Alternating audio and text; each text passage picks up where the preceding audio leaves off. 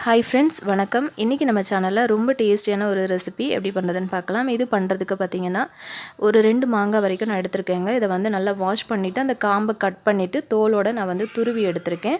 உங்களுக்கு தோல் பிடிக்கும் அப்படின்னா தோலோடையே எடுத்துக்கோங்க. இல்லைனா தோலை வந்து தனியாக எடுத்துகிட்டு மாங்காய் மட்டும் நீங்கள் துருவிக்கோங்க. எந்த மாங்காய் வேணாலும் சேர்த்துக்கலாம். இந்த மாதிரி துருவின மாங்காயில் 1 ஸ்பூன் அளவுக்கு காரத்துக்கு மிளகாத்தூள், தனி மிளகாத்தூள், 1/2 ஸ்பூன் அளவுக்கு உப்புத்தூள் சேர்த்துருக்கேன். சேர்த்துட்டு இதை வந்து நல்லா வந்து மிக்ஸ் பண்ணி கொடுங்க. கையில் கூட நீங்கள் வந்து மிக்ஸ் பண்ணிக்கலாம். மிக்ஸ் பண்ண மாங்காய் கலவையை நம்ம வந்து இட்லி பிளேட்டில் மாற்றிக்கலாம். நம்ம இட்லி பிளேட்டில் வந்து ஒரு 2லேருந்து 3 நிமிஷத்துக்கு இதை வந்து வேக வச்சு எடுத்துக்கலாம். இந்த மாதிரி நம்ம வேக வச்சு செய்யும்போது ரொம்ப டேஸ்டியாக, ரொம்ப டிஃப்ரெண்ட்டாக இருக்கும். டேஸ்ட்டு வந்து ரொம்ப சூப்பராக இருக்குங்க. கண்டிப்பாக ட்ரை பண்ணி பாருங்கள். அவ்வளோதான். இந்த மாதிரி சேர்த்து எடுத்ததுக்கு பிறகு இட்லி பாத்திரத்தில் தண்ணி கொதிக்க ஆரம்பிச்சிருச்சு. நான் இதை வந்து உள்ளே வச்சுட்டு மூடி போட்டுடுறேங்க. இது வந்து பார்த்திங்கன்னா ஒரு 3லேருந்து 4 நிமிஷம் வரைக்கும் இதை வந்து நம்ம வேக வச்சுக்கலாம்.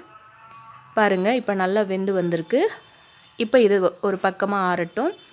இப்போ இதுக்கு ஒரு தாளிப்பு கொடுத்துடலாம். கொஞ்சமாக ஆயில் சேர்த்துக்கோங்க. கடுகு சேர்த்து வெடிக்க விட்டுருங்க.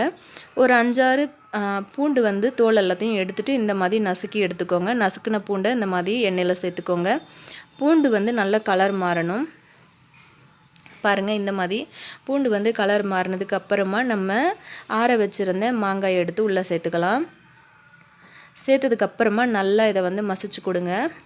நீங்கள் நினைக்கலாம், ஏன் அப்படியே மாங்காயை துருவின மாங்காயை எண்ணெயில் சேர்த்து வதக்கலாமே அப்படின்னு நினைக்கலாம்.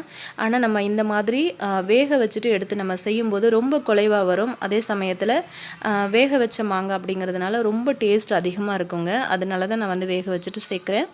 அவ்வளோதாங்க. ஒரு 2-3 நிமிஷத்துக்கு அதாவது கலந்து கொடுத்துருங்க. அதுக்கப்புறமா கொஞ்சமாக உப்புத்தூள், அப்புறம் பெருங்காயத்தூள். உங்களுக்கு காரம் பத்தலைன்னா இந்த டைமில் நீங்கள் வந்து காரம் சேர்த்துக்கலாம். சேர்த்துட்டு எல்லாத்தையும் கலந்து கொடுங்க. ஒரு 5 நிமிஷத்துக்கு அடுப்பில் வச்சு நல்லா அதை வந்து வதக்கிட்டே இருங்க. அதுக்கப்புறமா நம்ம வந்து ஸ்டவ் ஆஃப் பண்ணிவிட்டு இதை வந்து ஆற வச்சிடலாம். செஞ்ச உடனே காலியாகிற மாதிரி அவ்வளோ ஒரு டேஸ்டியான ரெசிபி இது. கண்டிப்பாக ட்ரை பண்ணி பாருங்கள். ஃப்ரெண்ட்ஸ், அவ்வளோதான். நம்மளோட மாங்காய் வந்து எவ்வளோ சூப்பராக ரெடி ஆகிடுச்சு பாருங்கள். ஒயிட் ரைஸ் கூட, சப்பாத்தி, நான், தோசை, பூரி கூட செம்மையாக இருக்கும்.